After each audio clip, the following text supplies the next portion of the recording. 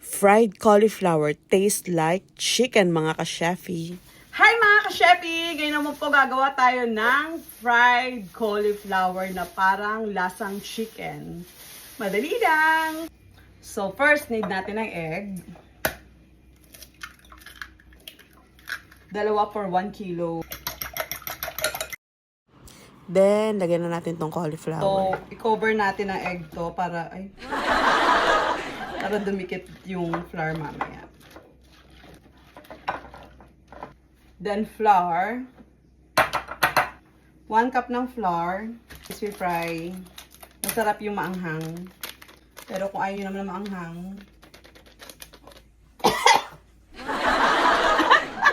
okay din naman yung hindi. Unahin natin yung nasa ilalim, yung basang-basa ng itlog.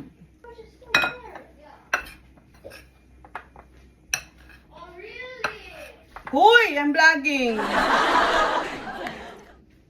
Then like this, cover na cover siya. So yan, try natin kung mainit na. Mainit na siya.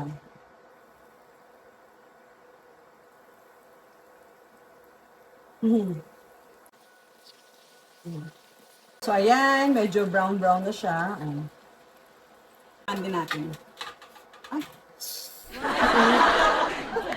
So look, eto na po ang ating cauliflower. See, golden brown like chicken and crispy.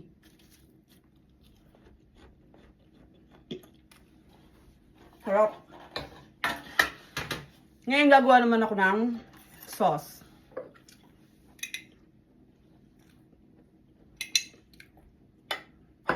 So mayonnaise, lemon, konting sugar, konting black pepper,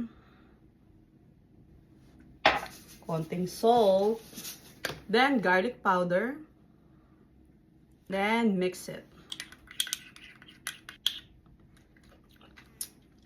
Sarap!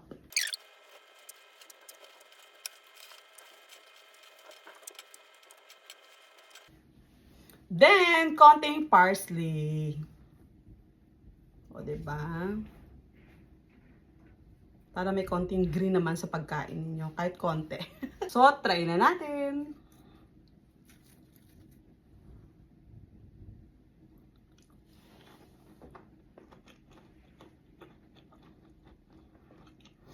Sarap. You should try. Andre, first try. Spicy. Onion hot. The rice was hot. Try. Oh. Ano ba yung pagkamay na yan? I don't know how to do it. It's hot, Andre. Be careful. Good? What about sashimi? It's